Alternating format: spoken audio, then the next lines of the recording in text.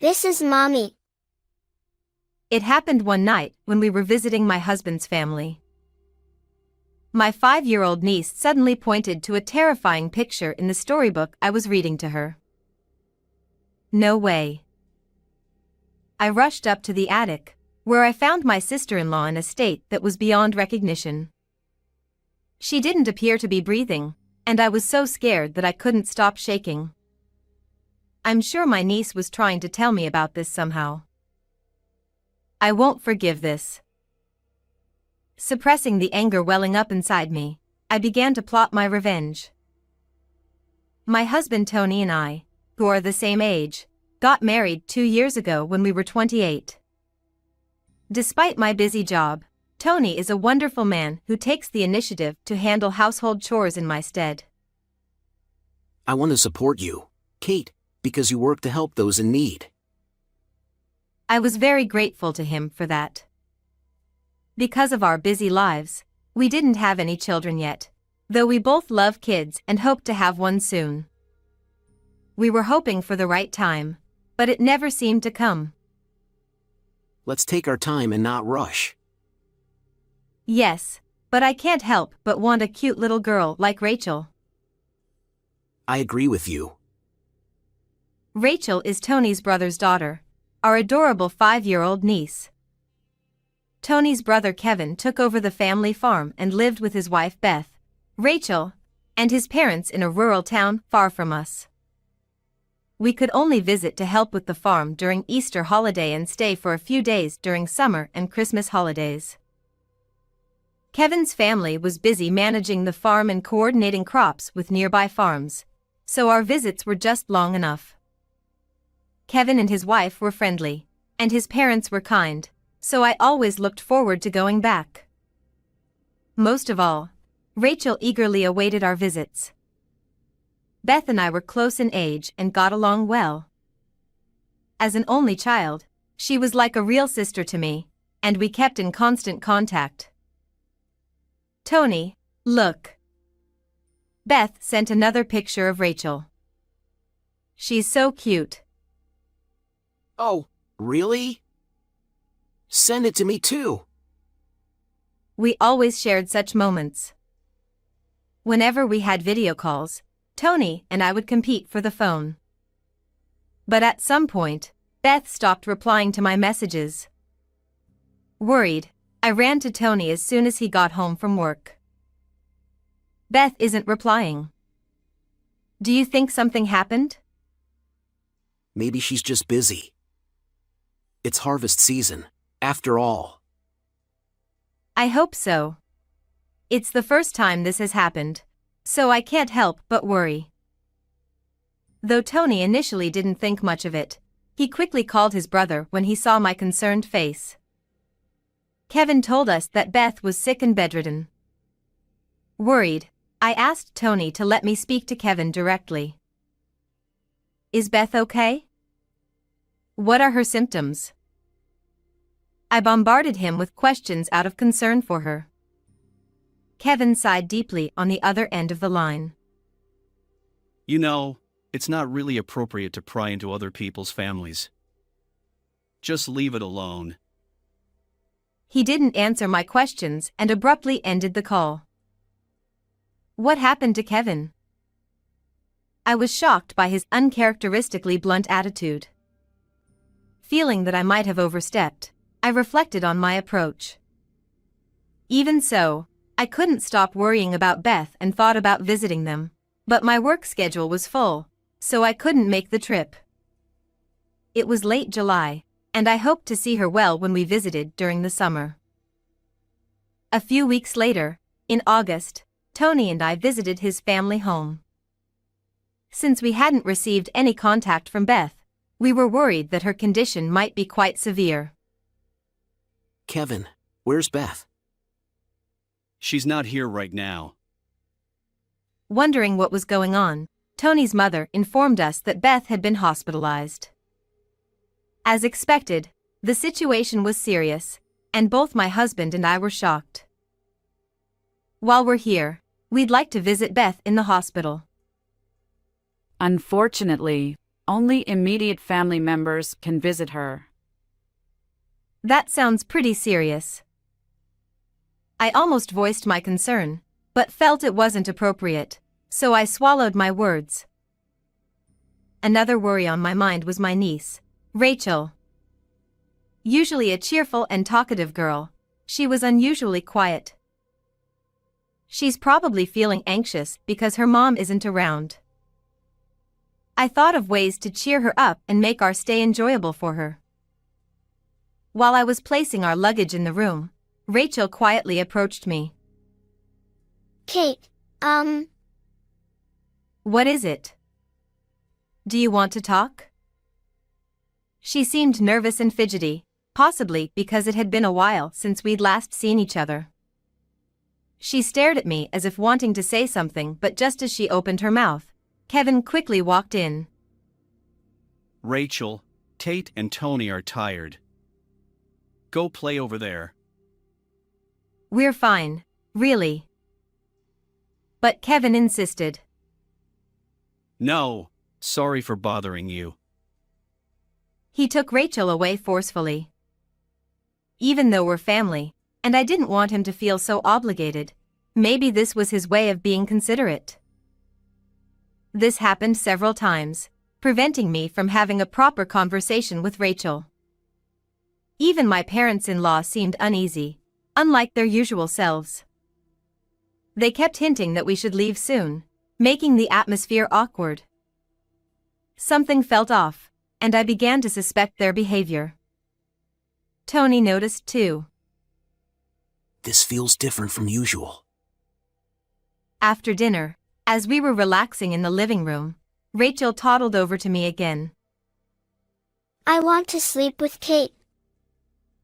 But once again, Kevin quickly followed and scooped her up. I told you not to be a bother. I just want her to read me a story, then I'll sleep.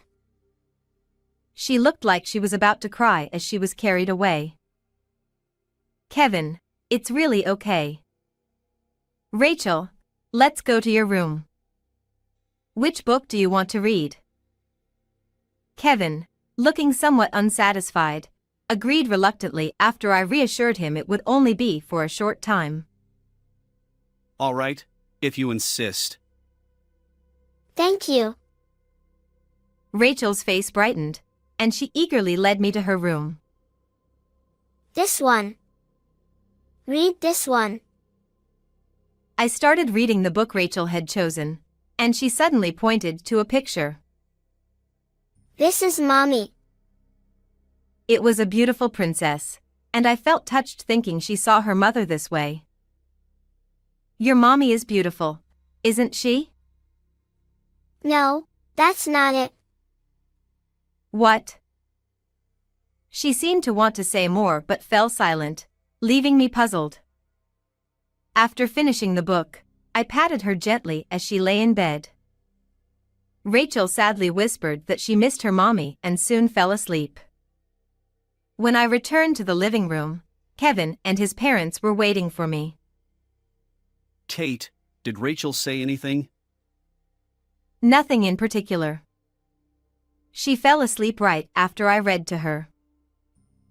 Kevin looked relieved at my words. Then, his mother whispered something to him and turned to me with a smile. Thank you. Now that the child is asleep, it's time for the adults to enjoy. With drinks flowing, Tony, Kevin, and his parents were soon in a festive mood. As the night wore on, they all fell into a deep sleep. To check on Rachel, I went to her room and found her sound asleep, her face adorably peaceful. I watched her for a while, feeling a sense of calm, but I couldn't shake off the feeling about her behavior before bed. I picked up the storybook we had read and flipped through the pages until I saw the picture she had pointed to earlier. Suddenly, I realized how terrifying it was. No way. It can't be. But I have to be sure. Before I knew it, I was running up the stairs to the attic. When I opened the door, I was speechless. There was Beth, who I had been told was hospitalized, lying there emaciated and unrecognizable. Beth. I rushed to her, shaking her and calling her name, but there was no response. What should I do? I was trembling with fear, unsure if she was even breathing. I hurriedly and quietly woke my husband, who was sleeping. Tony was initially shocked but managed to carry her to the car and take her to the hospital without alerting the family. At the hospital, the doctor muttered, "Let's hope she makes it." Hearing this, I couldn't stop shaking with anger and sadness. There's no doubt Kevin and his parents are involved in Beth's condition. The anxious behavior since our arrival made sense now. I decided to gather evidence so they couldn't escape responsibility. The next morning, I'd like to take Rachel to the new shopping mall. How about everyone coming along? Tony suggested during breakfast. Rachel eagerly agreed, but the others were less enthusiastic. Kevin and his parents exchanged glances and seemed to communicate silently. You two take Rachel. We'll stay. Yeah, please take her. They clearly weren't interested in going. But Tony insisted. It doesn't make sense if the whole family doesn't go. Reluctantly, they agreed to come along. Once everyone got in the car, I pulled out my phone from my pocket. Oh, sorry. I have a work call. You go ahead. I'll catch up. What? Ignoring their surprise, Tony stuck his head out the window. Okay. He locked the car doors and drove off slowly. From inside the car, I could see Kevin and his parents desperately trying to say something to Tony, likely urging him to turn back. But Tony kept driving until the car was out of sight. Grateful to Tony, I started searching the house to find evidence against them. What I discovered enraged me. This is unforgivable. I resolved to seek justice for Beth. In the evening, Tony and the family returned. Rachel had fallen asleep and was being carried by Tony. I'll put her to bed. I'm also tired from driving, so I'll rest a bit. He took Rachel to her room. As I watched them, my mother-in-law approached. Kate, why didn't you come? We were waiting for you. I'm sorry. I got caught up with some work. That sounds tough. Did anything unusual happen? Were you in the living room the whole time? She kept questioning me about where I was and what I did after they left. Meanwhile, Kevin went to check the attic. Shortly after, he came running back to his parents. Mom! Dad! This is bad! Not here. Let's talk over there. Sensing it was something serious, they moved away from me to talk. They occasionally glanced my way while whispering. Curious, I approached them. What's going on? Kate, you haven't been to the attic, have you? She asked quietly, her eyebrows furrowed. I looked at her directly. Not today. I went yesterday. Is that a problem? Provoking them intentionally, I saw their reactions. What were you doing up there? He snapped, his demeanor changing. Where did you take Beth? What are you talking about? We locked her in the attic, but she's gone. You helped her escape. Kevin, furious, advanced on me. You must know! Tell us where she is. Their anxious expressions were evident. I took her to the hospital, but it was too late. You left her in that horrible state. Kevin smirked cruelly. Finally, she's gone for good. What are you people planning? It's none of your business. Right, Mom? Yes, Kate. What are you talking about? Beth has been hospitalized. Their blatant lies were infuriating. I sighed deeply and glared at them. What about this? I showed them the photos I took of Beth in the attic, chained and lying there. Seeing the photos, Kevin and his parents couldn't deny it and looked away. Did you do this to her? Kevin sighed and scratched his head. She went to the attic on her own. His ridiculous excuse was met with my incredulous smile. Did they think I would believe that? I decided to take the next step. This is the reason, isn't it? I slid a document across the table. Kevin snatched it and went pale. How did you get this? We searched everywhere. It was a document that recorded some financial transactions, and in my sister-in-law's handwriting, it said, "Something's wrong with the flow." Where did this discrepancy go? I found it hidden in Rachel's bookshelf during my search. Let me ask differently. This is evidence of your fraud, right? Kevin crumpled the document and took it to the kitchen. He turned on the stove and burned it. Too bad. Now there's no evidence. He mocked me, waving his hands dismissively. After that, he came back, leaned on the table with his elbows, and looked at me with a smug expression, as if he wanted to say, "I did it." Beth found out about our scheme, so we had to silence her. Feeling assured without evidence, Kevin boasted about their scam. They had been buying crops cheaply and selling them at a higher price, pocketing the difference. When Beth discovered this, she confronted them. Beth couldn't ignore it once she knew. We told her to keep quiet, but she wouldn't listen. So you locked her in the attic to silence her? I was shocked by their actions and reasoning. As I listened, they vilified Beth, claiming they were justified. I was appalled. Mother-in-law signaled to Kevin. But searching the house is rather rude. City girls have no manners. Since you know, you're going to the attic too. He lunged at me, but Tony burst through the door. Kevin! Stop! He rushed to my side. Don't interfere! We're protecting our livelihood.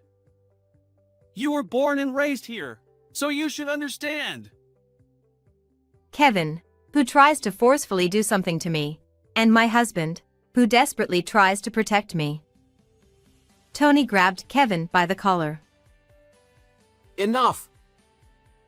Actually, I had already informed Tony about everything I had discovered via message. So after they returned, he pretended to rest until the three of them showed their true colors.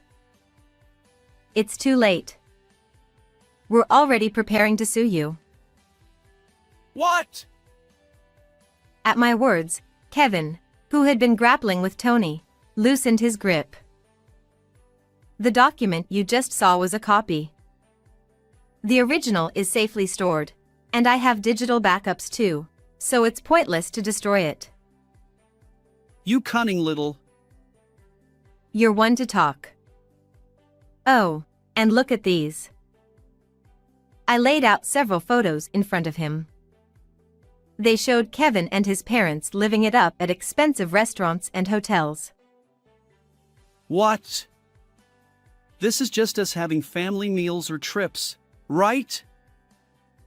Sure, if that's all there was. But what about this? I flashed another paper under his nose. Receipts? Yes, and that's a problem, isn't it? The receipts were labeled as business entertainment expenses, billed to the agricultural corporation they formed with neighboring farmers. Beth found these. It's clear misuse of funds. Damn it! Kevin slammed his fist on the table, visibly angry. I felt a surge of anger thinking about Tony's feelings, knowing his brother's deceit. I told them that the neighboring farmers were already aware, and we'd have a formal discussion soon. I've been appointed to handle it. You don't stand a chance. I smiled and flashed my lawyer's badge. My profession was no secret to the family, which is probably why they locked Beth away, fearing she might tell me. Kate, please don't do this. We're family. Yeah, let's keep a good relationship going. Even my father-in-law pleaded. Kate, please! But I couldn't ignore their wrongdoing. They then asked why I went to the attic. Rachel told me. That kid. I told her not to say anything. She didn't say anything direct. She just gave me a hint. What nonsense are you talking about? They must have threatened Rachel, telling her she'd never see her mom again if she spoke out. Rachel kept her promise. But she wanted to help her mom. Using a storybook, Rachel had tried to alert me. The picture she pointed to depicted a princess trapped by a demon in an attic. I admired her cleverness for a 5-year-old. I explained this to them, and they fell silent. I then showed them a video on my phone. It was Beth, testifying from her hospital bed. What? How? I thought she was dead. They were stunned. Beth had been gravely ill when we brought her to the hospital, but the doctors saved her. She told me everything and asked for justice. We didn't feed her. How did she survive? Father-in-law and mother-in-law echoed his disbelief. Rachel played a big part. That brat again. Rachel had been sneaking food and water to her mother. Her compassion and intelligence were remarkable. I had no idea. They were at a loss for words. Watch the rest of the video. In it, Beth firmly stated her intention to file charges and divorce Kevin. Kate, you're a lawyer. Can't you work something out? We're family. Yes. Please tell Beth that suing us is pointless. Their begging was pathetic. Tony looked heartbroken. I'll handle this case too. Prepare yourselves. When I said that and pushed them away, they muttered, "No way," and hung their heads right there. Later, the family was sued by the neighboring farmers. They agreed to repay the difference in sales revenue in a lump sum. Beth filed charges against them for her treatment, and they faced legal consequences. They had to pay $50,000 in damages and medical expenses, and Beth got a divorce. Naturally, she got custody of Rachel and was awarded $80,000 in child support. Kevin and his parents sold their property to pay, losing everything. They came to us, begging for help. We're cutting ties. Don't contact us again. They left dejected, and we haven't heard from them since.